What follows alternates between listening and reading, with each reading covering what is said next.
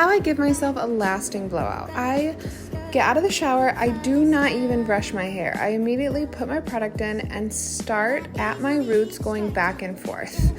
I'm all over my entire head. The reason why I don't brush my hair before I start blow drying is because my hair is very, very weak when it's wet and I don't want to cause any damage. As soon as all of my roots are 100% dry, I start working my way down my mids and ends. I still have not grabbed a brush. I'm just using my fingers to really finger through. So I really am detangling as I go, but I can feel really well if anything's tugging or yanking too much. So go around your head, get your entire head of hair about 80% dry, just fingering and pulling. All of my roots go in the opposite direction of what they're gonna lay, but as soon as those are dry, then I start pulling through those mids and ends. Once I'm 80% dry, I'll start at the very bottom and brush up towards my scalp.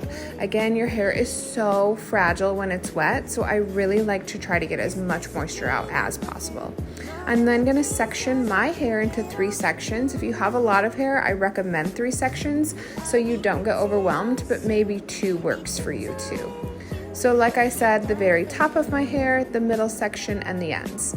Then I take my brush for the first time and I pull straight out from my head so those roots get a little volume and lift, and just start working down the strands of my hair.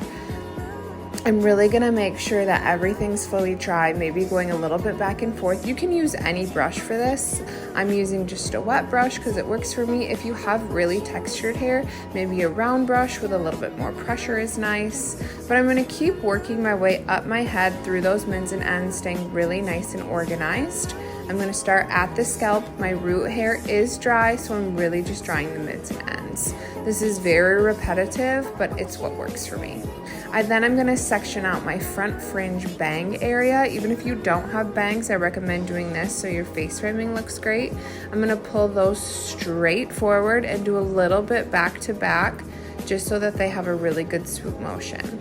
Once those are fully 100% dried, then I'm gonna add a little roller and let that just sit in there while I finish the rest of my hair. This just gives me a little bit of volume and oomph. And I clip that in so it stays nice and secure. So same technique again, I'm grabbing from the scalp, working my way all the way through those mids and ends. You can use any blow dryer, just make sure that you have a concentrator on it so that airflow is going where you're directing it. It's not just all over the place. So once I get to my face framing, I'm kind of bending my head because I do want a little bit of lift through there. You can see I'm not pulling it just straight down. I want to grab it up and away from my scalp to dry. I'm hitting that roller with a little bit of heat, and then while that cools, I'm oiling my ends because I always oil my ends. I'll then unclip and pull it straight up and out, part my hair where it needs to, and done.